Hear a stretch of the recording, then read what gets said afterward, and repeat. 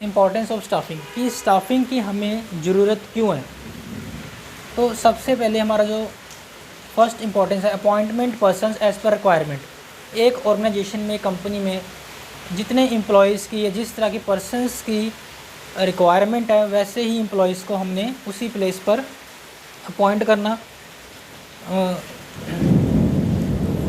और उसके बाद जो सेकंड इम्पॉर्टेंस है, placing right person at right job, कि हमने पर्सन तो अपॉइंट कर लिए, लेकिन हमने ये देखना है कि उस पर्सन को जिसको हमने अपॉइंट किया है उसके स्किल्स और क्वालिफ़िकेशन के अकॉर्डिंग उसके लिए कौन सी जॉब बनती है।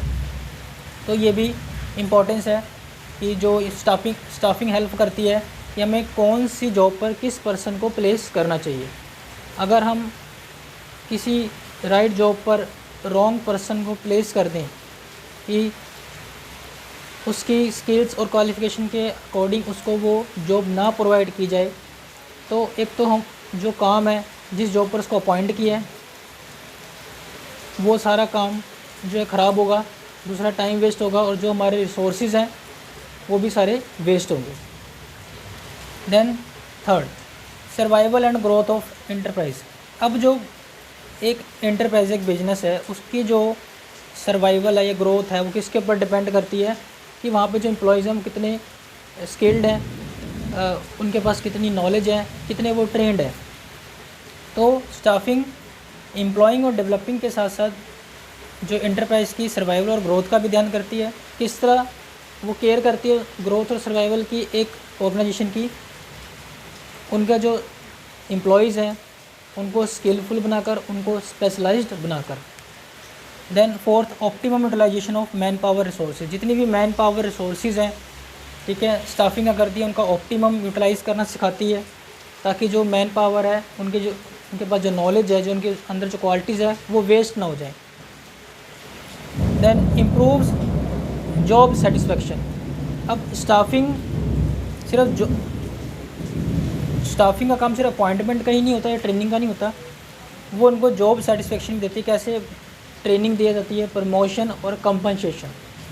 ट्रेनिंग उनकी डेवलपमेंट के लिए उनको ट्रेन किया जाता है, उनको काम सिखाया जाता है कि जिस जॉब पर उन्हें काम करना है उसके बारे में उनको नॉलेज दी जाती है। देन प्रमोशन की जाती है, मीन उनको हायर पोस्ट पर बिठाया जाता है, उसके साथ साथ उनकी जो सैलरी में भी कुछ इंक्रीमेंट होता है।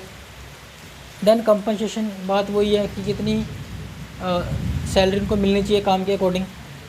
तो इस तरह जो स्टाफिंग है वो सिर्फ एम्प्लॉयज़ से काम नहीं करवाता, उनको सिर्फ हायर ही नहीं करता, बल्कि उनको जॉब सेटिस्फेक्शन भी प्रोवाइड करता है, अच्छी उनके काम के अकॉर्डिंग उनको कंपनसेशन देकर, रेम्युनरेशन देकर। देन सिक्स्थ है, हेल्प्स इन कम्पीटिंग। अब एक ऑर्गेनाइजेशन तभी अच्छे से कम्पीट कर सकती है अगर उसके एम्प्लॉयज़ जो हैं ज़्यादा डेवलप्ड हो, ट्रेंड हो और स्किलफुल हो।